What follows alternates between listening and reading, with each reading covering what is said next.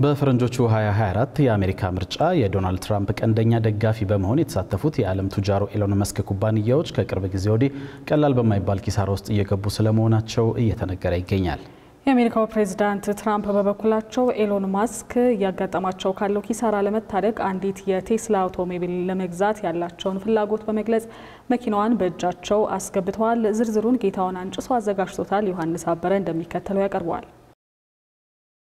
የቴስላ ኤሌክትሪክ መኪናዎች አምራች ኩባንያ የስፔስኤክስ እና የትዊተር ባለቤት ዋና ስራ አስፈጻሚ የሆኑት ቢሊዮነሩ ኤሎን መስክ በፈረንጆቹ 2024 የአሜሪካ ምርጫ የዶናልድ ትራምፕ ቀንደኛ ደጋፊ በመሆን ተሳትፈዋል። በምርጫ ቅስቀሳ ወቅትም ለዶናልድ ትራምፕ ከፍተኛ የገንዘብ ድጋፍ ከማድረግ ጀምሮ ልዩ አማካሪ በመሆን የዋይት ሃውስ ልዩ ባለሟልነታቸውንም አሳይተዋል። ፕሬዚዳንት ዶናልድ ትራምፕ ወደ ስልጣን ከመጡበት ጊዜ ጀምሮ የፕሬዚዳንቱ አማካሪ በመሆን በከፊል ኦፊሴል የተሾሙት ኤሎን መስክ ወደ ዋይት ሃውስ ከመጡ ወዲህ በኩባንያዎቻቸው ትርፍም ኪሳራም እየገጠማቸው መሆኑን ሲኤንኤን ከሰሞኑን ይዞ በወጣው ዘገባ አመልክቷል። ከፕሬዚዳንት ዶናልድ ትራምፕ ተለይተው አይውሉም የሚባሉት ኤሎን መስክ በያዝነው ሳምንት መጨረሻ ላይ በፍሎሪዳ ግዛት በሚገኘው የማር አላጎ የቅንጦት መኖሪያ ከዶናልድ ትራምፕ ጋር ማሳለፋቸውን የሲኤንኤን ዘገባ ጠቁሟል። በሌላ በኩል ኤሎን መስክ ከዶናልድ ትራምፕ ጋር በፍሎሪዳ በነበራቸው የሽርሽር ወቅት ሶስቱ ኩባንያዎቻቸው ቀላል የማይባል ኪሳራ ውስጥ እንደገቡና አሁንም ችግር ውስጥ መሆናቸው በስፋት እየተነገረ ነው። በተለይም ሰኞ ዕለት የኤክስ ማህበራዊ ሚዲያ ተጠቃሚዎች ቁጥር በእጅጉ ማሽቆልቆል፣ የዘመናዊ መኪና አምራቹ ቴስላ ኩባንያ አክሲዮን በ15 በመቶ መቀነስ፣ የስፔስኤክስ ሮኬት ሰማይ ላይ መፈንዳት ኤሎን መስክ ፖለቲካ ውስጥ መግባታቸው አይን አስበላቸው ወይ እያስባለ ይገኛል። በዚህም የዓለም ሀብታሞች ዝርዝር በሚያወጣው በብሉምበርግ የቢሊዮነሮች ዝርዝር መሰረት ባሳለፍነው ሰኞ ዕለት ብቻ ኤሎን መስክ $29 ቢሊዮን የተጠራ ትርፍ አጥተዋል። ኤሎን መስክ በዶናልድ ትራምፕ አስተዳደር ውስጥ ያገኙት የአመራር ስልጣንና ፖለቲካ ተሳትፎ ላይ ሁለት ጉዳዮች ሲነሱ ቆይተዋል። በቀደም የፖለቲካ ህይወታቸውና አስተሳሰባቸው ለዲሞክራቶች ልባቸው የሚያደላው ኤሎን መስክ ድንገት ተገልብጠው እንዴት የሪፐብሊካኑ ዶናልድ ትራምፕ ደጋፊ ሆኑ የሚለው ጥያቄ ነበር። ትራምፕ እንዲያሸንፉም በሌሎች ቱጃሮች ባልተለመደና የህግ ጥያቄ እስኪነሳም ድረስ ረብጣ ዶላር እየከሰከሱ ትራምፕ እንዲያሸንፉ መንገዱን ጠርገውታል። እናም ትራምፕ አሸነፉ። ኤሎን መስክ የትራምፕ ቀኝ እጅ ለመሆን በቁ። ቱጃሩ መስክ በይፋ ባይናገሩትም ለትራምፕ የሰጡት የአቋምና የዶላር ድጋፍ ውጤት አመጣና አሁን ችግር ውስጥ የገቡት ኤሎን መስክ ሶስቱ ኩባንያዎቻቸው የአክሲዮን ዋጋ ጣሪያ ነካ። ፕሬዚዳንት ትራምፕ ስልጣን ላይ በወጡ በ3 ቀናት ዕድሜ ኩባንያዎቻቸው ዋጋቸው ባንዴ ጨመረ። በእነዚህ 3 ቀናት ሀብታቸው $100 ቢሊዮን አደገ፣ ተመነደገ። የገቢው መጨመር ምክንያቱ ደግሞ ኤሎን መስክ በትራምፕ እየተደገፈ ቢዝነሳቸውን ያቀላጥፋሉ፣ ያለ ጨረታ ኮንትራት ያሸንፋሉ በሚል ግምት የሶስቱ ኩባንያዎች አክሲዮን የሚገዙ ባለሀብቶች ገንዘባቸውን ለመከስከስ አይናቸውን የማያሹ በመሆኑ ነው። እናም ለኤሎን መስክ መንገድ ምቹ የውሃ መንገድ የሆነለት መሰለ። ይሁንና ትራምፕ አማካሪያቸው ኤሎን መስክ በአዋጅ ላይ አዋጅ እያወጡ የነበረውን አዋጅ እየሻሩ አሜሪካ ምስቅልቅሏን ሲያወጡ ነገሮች የተቀየሩ መሰሉ።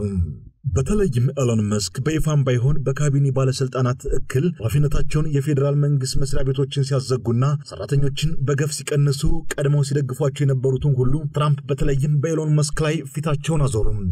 ይህም ብቻ አይደለም። ኤሎን መስክ ከህዝብ ወይም ከኩባንያዎቻቸው ደንበኞች ከቀረበባቸው ተቃውሞ በተጨማሪ በመንግስት ስራ ተጠምደው በቢሊዮኖች ዶላር የሚያንቀሳቅሱባቸው ኩባንያዎቻቸውን ዘንግተዋቸዋል ነው የሚባለው። ኤሎን መስክ ራሳቸውም ከሰሞኑን ከፎክስ ኒውስ ጋር ባደረጉት ቃለ ምልልስ እንደተናገሩት ከሆነ አሁን ላይ ኩባንያዎቻቸውን እያስተዳደሩት ያሉት በከፍተኛ ጫና ውስጥ ሆነው ነው። ይህም ሊሆን የቻለው አብዛኛውን ጊዜያቸውን በዶናልድ ትራምፕ አስተዳደር ውስጥ የተሰጣቸውን ኃላፊነት ለመወጣት በመዋላቸው ነው። ኤሎን መስክ በንግድ ኩባንያዎቻቸው ላይ እየገጠሙ ያሉ ኪሳራዎችና ማሽቆልቆል ለመታደግ ቆም ብለው በማሰብ ነው ለመቀልበስ ልዩ ትኩረት ሊሰጥበት እንደሚገባም ነው እየተነገረ ያለው። የአሜሪካን ፕሬዝዳንት ዶናልድ ትራምፕ በኤሎን መስክ ቴስላ ኩባንያዎች እየደረሰ ያለውን ኪሳራ ለመቀነስ በተዘጋጀው የሼር ሽያጭ ድጋፍ ትዕይንት ላይ ኤሎን መስክ እየገጠመው ካለው ኪሳራ ለመታደግ አንዲት የቴስላ አውቶሞቢል ለመግዛት ያላቸውን ፍላጎት በመግለጽ መኪናይቷን በእጃቸው አስገብተዋል። አሁን ላይ በአሜሪካ ምድር ግሩም ስራዎችን እየሰራ ነው፣ እሱ ታላቅ አሜሪካዊ ሰው ነው በማለት በትሩ ሶሻል ማህበራዊ ትስስር ገጻቸው ኤሎን መስክን አሞካሽተዋል። ኤሎን መስክ በአሜሪካ ፖለቲካ ውስጥ የነበራቸውን ተሳትፎና ፕሬዝዳንት ዶናልድ ትራምፕ ዘንድ ያላቸውን ተሰሚነት መጨመሩን ተከትሎ በአውሮፓ ሀገራት ውስጥ የቴስላ መኪናዎች ሽያጭ ማሽቆልቆል ሳያንስ መኪናዎቹ ለእይታ የሚቀርቡባቸው ቦታዎች ጭምር ተቃውሞ እንደበረታባቸው ነው አንዳንድ ተንታኞች እየተናገሩት ያለው። ከያዝነው መጋቢት ወር ቀደም ብሎ በቦስተን ከተማ የቴስላ መኪናዎች የኤሌክትሪክ ቻርጅ ጣቢያ ላይ የእሳት አደጋ መድረሱን ተከትሎ የግለሰቦች መኪናዎች ጭምር የጥቃቱ ሰለባ የሆኑ ናቸው የሚሉ ቅሬታዎችም ማህበራዊ መገናኛ ዘዴዎች ተንሸራሽረዋል። ከዚህ በተጨማሪም በኦሪገን በሚገኘው የቴስላ ማከፋፈያ ላይ ተኩስ ተከፍቷል። እነዚህና መሰል ሌሎች ጥቃቶች በመስክ ኩባንያዎች ላይ በተደጋጋሚ እየተቃጡ ናቸው። ፕሬዝዳንት ዶናልድ ትራምፕ ይህንን ተከትለው በእውነተኛው ማህበራዊ ትስስር ገጻቸው ላይ ባሰፈሩ ጽሑፍ ግራ ዘመሞች የሚሏቸውን የዲሞክራቲክ ፖለቲከኞችን በቴስላ ኩባንያዎች ላይ እያካሄዱት ያለውን ህገወጥ አድማ በኤሎን መስክ ላይ ያነጣጠሩ ናቸው በማለት ድርጊቱን ኮንነውታል። አሜሪካን በድጋሜ ታላቅ ሀገር ለማድረግ የተያያዘውን ውጥን ከግብ ለማድረስ ሙሉ አቅሙን ተጠቅመው ግሩም ስራዎችን እየሰራ ያለውን የኤሎን መስክ ኩባንያዎች ለጥቃት የሚዳረጉ ተግባራትን መፈጸም ፈጽሞ እንደማይገባም ነው ዶናልድ ትራምፕ ያከሉት። ከቅርብ ጊዜ ወዲህ በቢሊዮነሩ ኤሎን መስክ የንግድ ኩባንያዎች ላይ እየደረሱ ያሉ ኪሳራዎችና የገበያ ማሽቆልቆል ሰውየውን በዶናልድ ትራምፕ አስተዳደር ውስጥ ያላቸውን የፖለቲካ ተሳትፎን ይቀንሰዋል ወይስ ትራምፕ ወይም ሞት ብለው በመቶ ቢሊዮኖች የሚቆጠረውን ሀብታቸውን ለአደጋ ይጥሉታል? የብዙዎች ጥያቄ ሆኗል።